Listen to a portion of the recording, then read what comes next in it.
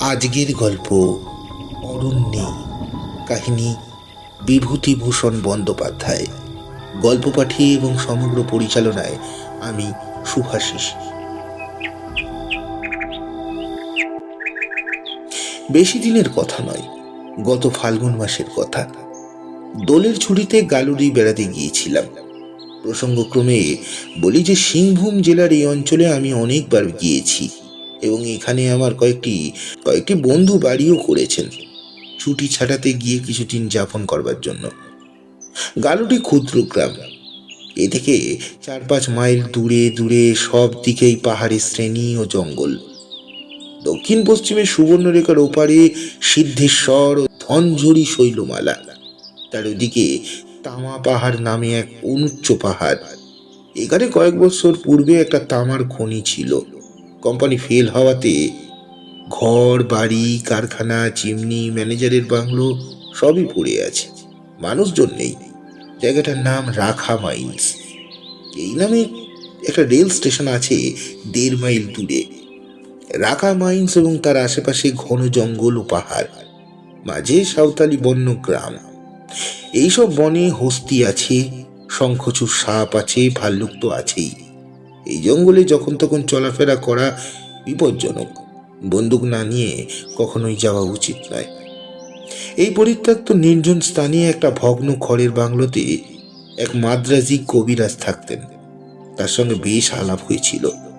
তার মুখে শুনেছি কিছুদিন আগে 2 বুনো হাতির লড়াই হয়েছিল পুরনো কারখানার কাছে। 2 দিন ধরে লড়াই হয়, শেষকালে একটা হাতি মারা যায়। বেশি রাত্রে বাংলোর বারান্দায় বাঘ ডাকে। সম্পূর্ণ দিনের আলো না ফুটলে তিনি কখনো বাংলোর বারান্দার দিকে দৌড় খোলেন না। আমি ইতিপূর্বে অনেকবার যখন গালুডি গিয়েছি তখন রাখা মাইন্স এবং তার আশেপাশের বনে বেড়াতে গিয়েছি একা একা। একা যাওয়ার কারণ প্রথমত তো ওসব বনের মধ্যে স্বাস্থ্যন্বেষী, অজীর্ণ, রোগগ্রস্ত, শৌখিন কলকাতার বাবুরা পায়ে হেঁটে যেতে রাজি হন না। দ্বিতীয়ত, গভীর বনের মধ্যে বেড়ানোর শখটা সবার থাকে না। এতে তাদের দোষ দেওয়া চলে না অবশ্য। অনেকবার বেরিয়ে বনের মধ্যে কিছু কিছু জায়গা পরিচিত হয়ে গিয়েছিল। পরিচয় যখন ঘনিষ্ঠ হয় তখন লোকে স্বভাবতই সেখানে একটু অসতর্ক হয়ে পড়ে। আমিও তাই হয়েছিলাম। ওদেশে বনে বেড়াতে হলে সাধারণত সকালের দিকে যাওয়াই নিয়ম। বেলা 2-3টের পর, অর্থাৎ পড়ন্ত বেলার দিকে বনের মধ্যে থেকে বার হলে লোকালয়ের দিকে আসাই ভালো। প্রথম প্রথম এই নিয়ম খুব মেনে এসেছি। একজন করে সাঁওতাল গাইড সঙ্গে না নিয়ে বনে যেতাম না। একবার সিদ্ধেশ্বর ডোংরি বলে একটা 1500 ফুট উঁচু একটা পাহাড়ের চূড়ায় উঠেছিলাম। সেবারে সঙ্গে ছিল একটা সাঁওতাল ছোকরা। পাহাড়ের ওপরে উঁচু বুনো হাতিতে চারা কিদ গাছ ভেঙে দিয়েছে। সেই পথ প্রদর্শক সাঁওতাল ছোকরা আমায় দেখায় চিহর ফল, একরকম বুনো শিমের মতো ফল। তার বীজ পুড়িয়ে খেলে ঠিক গোল আলুর মতো। সেই পুড়িয়ে খাইয়েছিল পাহাড়ের ওপরকার জঙ্গল থেকে সংগ্রহ করে। পাহাড়ের ওই এক জায়গায় একটি গুহা দেখিয়ে বলেছিল এই গুহা এখান থেকে সুবর্ণরেখা পর্যন্ত চলে গিয়েছে। এইসব অঞ্চলের প্রাকৃতিক দৃশ্য বড় সুন্দর। যারা ঘন অরণ্যানী, নির্জন শৈলমালার সৌন্দর্য ভালোবাসে তাদের এইসব স্থানে আসা দরকার। বনের মধ্যে মাঝে মাঝে ক্ষীণকায়া পার্বত্য নদী, হয়তো হাঁটুখানিক জল ঝিরঝির করে বইছে পাথরের নুড়ির ওপর দিয়ে। দুধারেই জনহীন বনভূমি, কীট, পলাশ, শালের জঙ্গল, ঘন ও প্রস্তরাকীর্ণ। কত বিচিত্র বন্য পুষ্প, বন্য শেফালির বন। বারবার যাতায়াত করতে করতে ভয় ভেঙে গেল। যখন নিজের চোখে কখনো ভাল্লুক দেখলাম না বা বুনো হাতির তাড়া সহ্য করতে হলো না, তখন মনে মনে অনর্থক কেন একজন গাইড নিয়ে পয়সা খরচ করা, যেতে হয় একাই যাব। অর্থ ব্যয় ছাড়া গাইড নিয়ে ঘোরার অন্য সুবিধাও ছিল। ধরো, এক জায়গায় চমৎকার বন্য পুষ্পের শোভা, পাহাড়ের নীল চূড়া, সুনীল আকাশের মাথা ছাড়িয়ে, নিকটেই ক্ষুদ্র পার্বত্য ঝর্ণার মৃদু কল্লোল ধ্বনি, বনস্ফলিতের শাখায় শাখায় বন্য পক্ষীর কূজন। আমার মনে হলো অদূরবর্তী শিলাখণ্ডে পিয়াল গাছের স্নিগ্ধ ছাওয়ায় কিছুক্ষণ চুপ করে বসে থাকি। আপন মনে প্রকৃতির এই নিরালা রাজ্যে বসে বন বিহগ কাকলি শুনি, কিন্তু গাইড দুদণ্ড স্থির হয়ে বসতে দেবে না, বলবে, চলো বাবুজি চলো, এখন অনেক পথ বাকি আছে। তাছাড়া সঙ্গে লোক থাকলে মনে সে শান্ত সমাহিত ভাব আসে না। এই কারণেই এইসব কারণেই ইদানিং একাই বেরিয়ে যেতাম বনের মধ্যে। কিন্তু যে ঘটনা এখানে বলবো, তার পূর্বে সুবর্ণরেখার ওপারে 2-3 মাইল ছাড়া একা, খুব বেশি দূরে যায়নি। বড় জোর গিয়েছি সিদ্ধেশ্বর পাহাড় শ্রেণীর পাদদেশ পর্যন্ত গিয়েছি। এবার বেলা পড়বার আগেই সুবর্ণরেখার তীরে ফিরে এসেছি। দোলের ছুটিতে এবার গালুডি গিয়ে দেখি অপূর্ব অপূর্ব নির্মেঘ নীল আকাশ, মনে মনে শাল মঞ্জরির সুগন্ধ, নববসন্তে নতুন কচি কচি শাল পাতা ওঠা শাল, কচি পাতা ওঠা শাল, কেত, পিয়াল, মহুয়া গাছে গাছে কুড়ি দেখা দিয়েছে। বসন্তের বন্যা এসেছে পাহাড়ি ঝর্ণার মতো নেমে, বিচিত্র বর্ণে বিচিত্র শয্যা বনে বনে। একজন বৃদ্ধ সাঁওতালের মুখে শুনেছিলাম 5 মাইল দূরে বনের মধ্যে এক জায়গায় একটা ছোট্ট জলপ্রপাত আছে। জায়গাটার নাম নিশি ঝর্ণা। সেখানে নাকি বন আরো ঘন, পথে এক জায়গায় পুরনো আমলের একটা দেওল আছে, ইত্যাদি দেখবার খুব ইচ্ছে হলো। দোলের আগের দিন বেলা 10টার মধ্যে কিছু খেয়ে নিয়ে জায়গাটার উদ্দেশ্যে বার হয়ে পড়লাম। শীঘ্রই সুবর্ণরেখা পার হয়ে রাখা মাইন্সের পথ ধরলাম। মোসামনি রোড যেখানে রাখা মাইন্সের 4 নম্বর শ্যাফটের গভীর বনের মধ্যে গালুডির পাকা রাস্তার সঙ্গে মিশেছে, সেখানে পৌঁছাতে বেলা 11:30 বেজে গেল। তারপর বাঁধা সড়ক ছেড়ে বাঁদিকের কুলামাউড়ো বলে একটা ক্ষুদ্র বন্য গ্রাম পার হয়ে পায়ে চলা সুড়িপথ ধরে ধনঝড়ি পাহাড়ের নিচেকার ঘন বনের মধ্যে ঢুকলাম। পথ যে আমার একবারে অপরিচিত তা নয়, আর বেশি দূর অগ্রসর না হলে কুলামাউড়ো গ্রামের সাঁওতালি উৎসবে সাঁওতালি নৃত্য দেখতে এর আগেও একবার গিয়েছি। সুতরাং আমার মনে দ্বিধা বা ভয় থাকার কথা ছিল না, কথা নয়, ছিল না। কুলামাউড়ো পেছনে ফেলে চলেছি। আমার ডাইনে ধনচড়ি পাহাড় সরু বন্য পথে সমান্তরালভাবে যেন বরাবর চলেছে উত্তর পশ্চিম কোণ থেকে দক্ষিণ পূর্ব কোণের দিকে। বন ক্রমশ গভীর থেকে গভীরতর হচ্ছে তা বেশ লক্ষ্য করছি। কিছুদূর গিয়ে বাদিক থেকে একটা শৈল শ্রেণী যেন ক্রমশ ধনঝড়ির গায়ে মেশবার চেষ্টা করছে। যে অরণ্যাবৃত উপত্যকা দিয়ে আমি চলেছি সেটা যেন ক্রমশ সংকীর্ণ হয়ে আসছে। আমার জানা ছিল এই পথটা বনের মধ্যে দিয়ে গিয়ে এক জায়গায় ধনঝড়ি পাহাড় পার হয়ে ওপারে চলে গিয়ে আবার মুসাবনি রোডের সঙ্গে মিশেছে। সুতরাং মনে কোনো উদ্বেগ ছিল না। জানি যেতে যেতে আপনি আপনি মুসাবনি রোডে গিয়ে পড়ব। নিশি ঝর্ণা কোথায় আমার জানা ছিল না। আমি বনের মধ্যে যেতে যেতে কান খাড়া করে আছি কোথাও ঝর্ণার শব্দ পাওয়া যায় কিনা। এক জায়গায় সত্যি শব্দ পাওয়া গেল জলের। সুড়িপত্তা ছেড়ে নিবিড়তর বনের মধ্যে ঢুকে দেখি একটা ক্ষুদ্র পার্বত্য নদী উপল রাশির ওপর দিয়ে বয়ে চলেছে। তার দুধারে নানা বন্য গাছ, অজস্র বেগুনি রঙের ফুল ফুটে আছে। স্থানটি যেমন সুন্দর তেমনি স্নিগ্ধ। কতক্ষণ বসে রইলাম একটা শিলাখণ্ডে, যেন উঠতেই ইচ্ছে করছে না। কিন্তু এই বনে থাকা তেমন তখন উচিত ছিল না, তা তখন বুঝিনি। প্রথমত বনের এই নিভৃত স্থানে, বিশেষ করে যেখানে জল থাকে, সেখানে বাঘ থাকা বিচিত্র নয়। দ্বিতীয়ত বেলা গেল, পথ তখনও অনেক বাকি। পথ কত বাকি সে সম্বন্ধে আমার কোনো ধারণাই ছিল না, অথবা ধারণা থাকলেও ভুল ধারণা ছিল।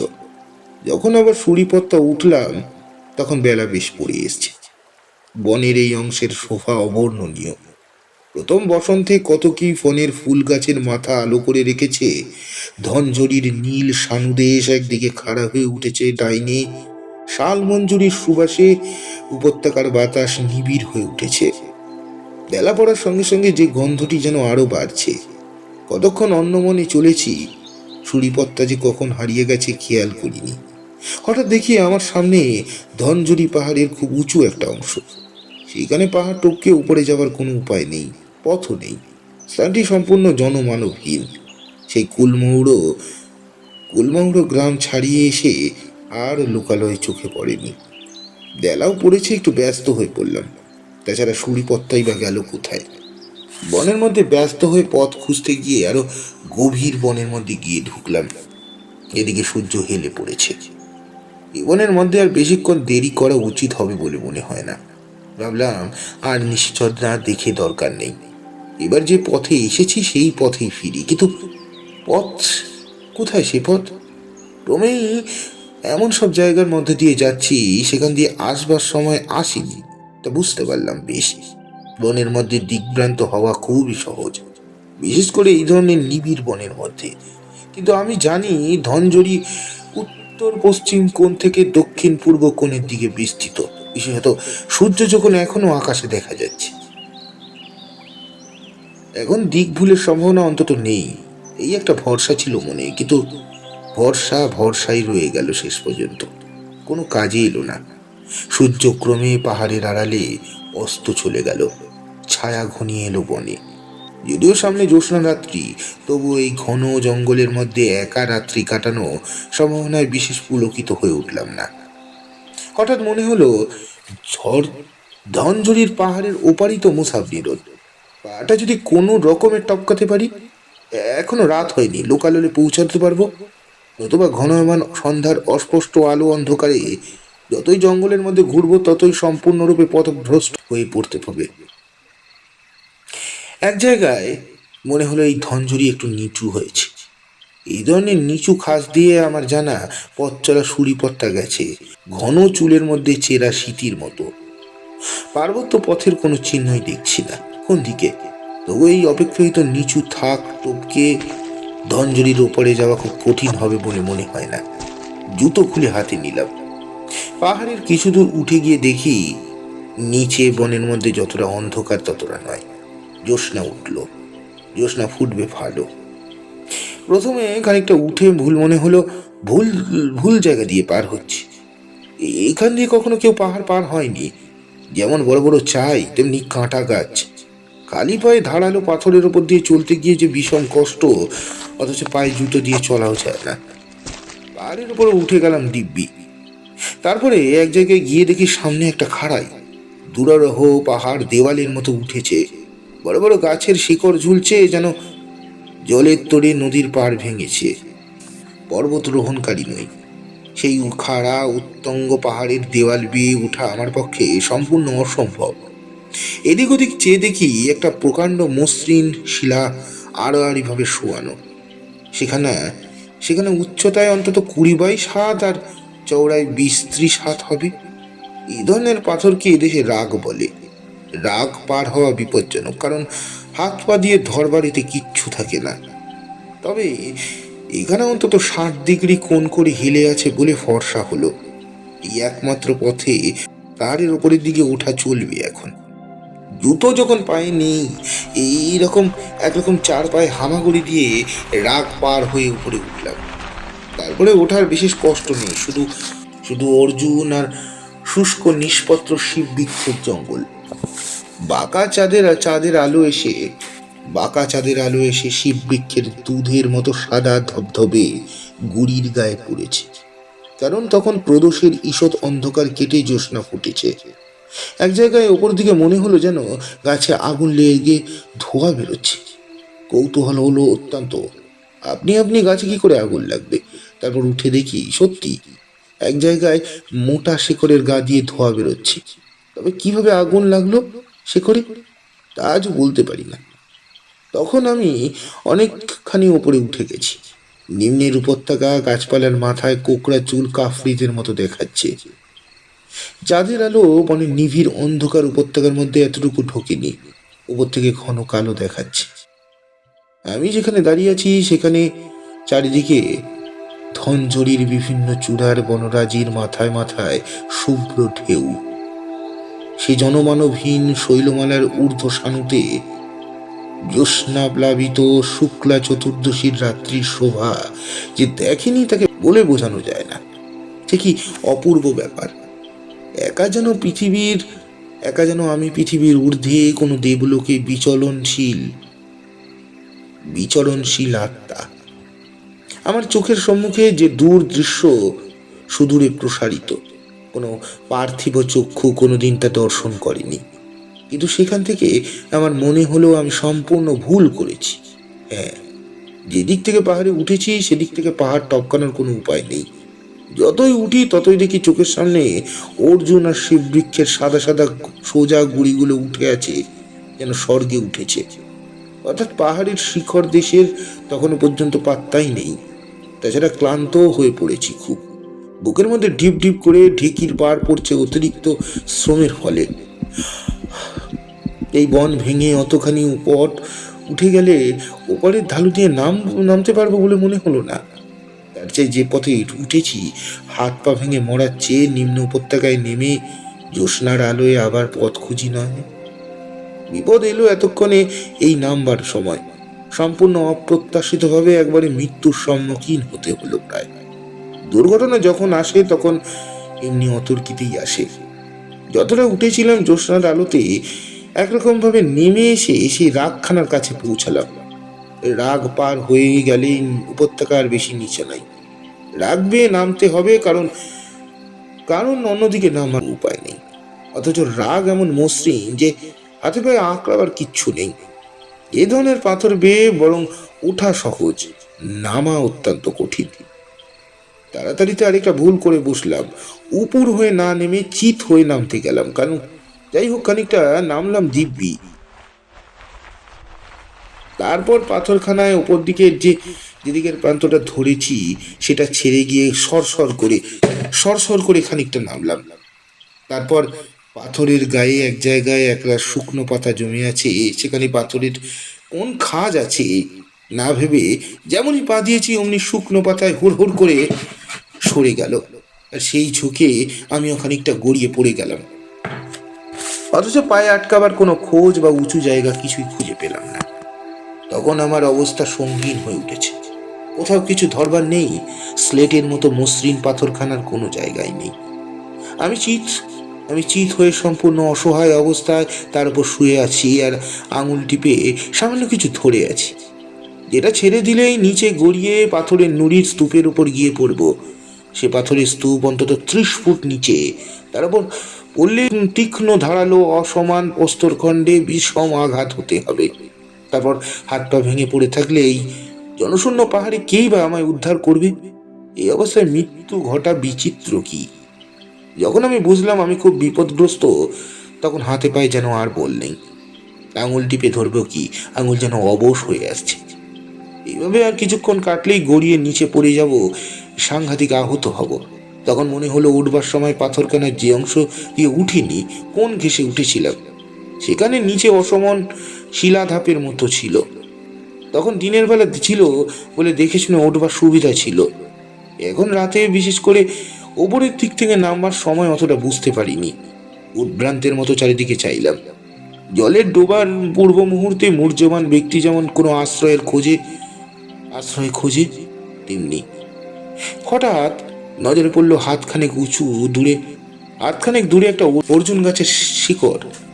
তার উপর একখানা শিলাখণ্ডের ফাটল থেকে বার হয়ে ঝুলছে। মরিয়ার মতো সাহসে ঝুঁক করে উঠে শিকড়টাকে ধরতে গেলাম। ধরেও ফেললাম। এতে নিজেকে আরো বিপন্ন করেছিলাম, কারণ শিকড় হাতের নাগালে না এলে টাল খেয়ে সজোরে গিয়ে প্রস্তর রাশির ওপর শূন্য হয়ে পড়ে যেতাম। ধীরে ধীরে গড়িয়ে পড়লে হয়তো চোট খেয়ে বেঁচে যেতাম, এতে কিন্তু বাঁচার সম্ভাবনা আদেও ছিল না। রাত থেকে শিকড় ধরে নেমে সর্বাঙ্গ দিয়ে ঝাল বেরোচ্ছে। মনে হলো নিশ্চিত দুর্ঘটনার হাত থেকে পরিত্রাণ পেরে যেমন হয় মানুষের। কিছুক্ষণ বসে বিশ্রাম নিয়ে হাত পায়ের অবসভাবটা কাটিয়ে আবার নামতে আরম্ভ করলাম এবং 15 মিনিটের মধ্যে ধনঝুরির উপত্যকার সমতল ভূমিতে পা দিলাম। তখন আমার মনে সাহস বেরিয়ে গিয়েছে। গুরুতর দুর্ঘটনার হাত থেকে মুক্তি পেয়ে সমতল ভূমির কোনো বিপদই আমার কাছে বিপদ নয়। তখন আন্দাজ রাত 10টা হবে। জ্যোৎস্না খুব ফুটেছে। বনের মধ্যে আগের মতো অত অন্ধকার নেই। প্রথমে সেই পার্বত্য নদীর ধারে এসে জলের কলধ্বনি শুনে পৌঁছালাম সেখানে। জল পান করে মুখে হাতে পায়ে জল দিয়ে শরীর মন সুস্থ হলো। মনে তখন ভয় আর উদ্বেগ নেই। সুতরাং ধীর মস্তিষ্ক নিয়ে খুঁজতে খুঁজতে সেই সুরিপথটা প্রায় আধ ঘন্টা পরে বার করে ফেললাম। কুলামৌড়া যখন এসেছি তখন রাত 12টার কম নয়। গ্রাম নিশুতি হয়ে গেছে বহুক্ষণ। আমায় দেখে গ্রাম্য কুকুরের দল ঘেউ ঘেউ শুরু করে দিলে। একটা ঘরের দাওয়ায় লোকেরা শুয়েছিল। কুকুরের ডাক শুনে তারা জাগলো। আমায় দেখে তারা খুব আশ্চর্য হয়ে গেল। তাদের মধ্যে কেউ কেউ আমার বনে যেতে দেখেছিল দুপুরের পরে। বলে, খুব জোর বেঁচে গিয়েছিস বাবু, শঙ্খচূড় সাপের সামনে পড়লি বাঁচতিস না। ধনজরির বনে বড্ড শঙ্খচূড় সাপের ভয়। সে রাতটা সেই গ্রামেই কাটিয়ে সকালের দিকে সুবর্ণরেখা পার করে আবার গালুডিতে ফিরে এলাম। সমাপ্ত। গল্পটি আপনাদের কেমন লাগলো অবশ্যই জানাবেন। গল্পটি ভালো লাগলে লাইক, কমেন্ট, সাবস্ক্রাইব করে আমাদের পাশে থাকতে ভুলবেন না। আমার পাশে থাকতে ভুলবেন না। নমস্কার।